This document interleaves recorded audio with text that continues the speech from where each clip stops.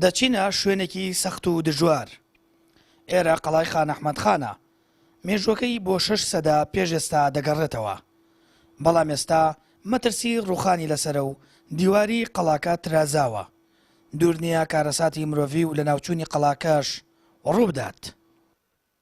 مەترسی ڕووخانی زۆری لەسەرمی شتێکی تازە نییە، ڕەنگە بەهۆی بوومەلەرزەکەی 2007 بوو بێکە بەردەکان زیاتر جۆڵاون.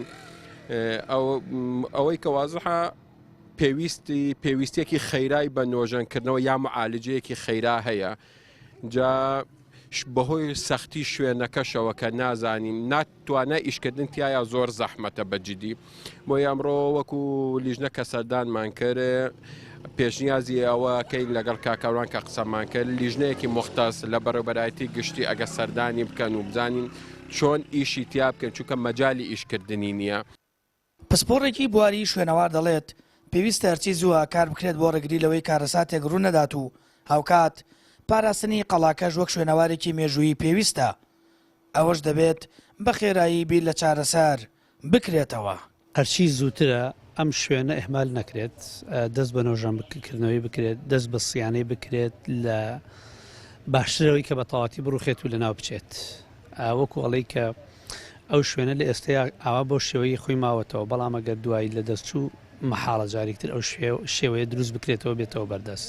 بێگومان ئەم شوێنە وەکوتم لە شوێنێکە هەڵکەوتووە لە ڕووی جادە لە ڕووی ڕێگە عامەکەی سەرچاوی گەشتیاری زەڵمەوەیە.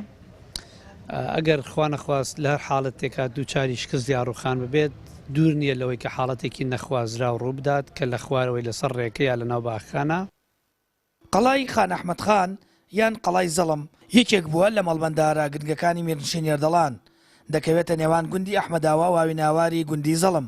ڕێژەیەکی زۆر هاوڵاتی و گەشتیار ڕاتوچۆ لەژێر قەڵاکەدا دەکەن و مەترسیە گەورەکە ئەوەیە دەبێت لایەنە پەیوەندیدارەکان بە زووی خەمی لێ بخۆن بە ترازان یان ڕووخانی قەڵاکە زیانی گەورە بە دوای خۆیدا دێنێت.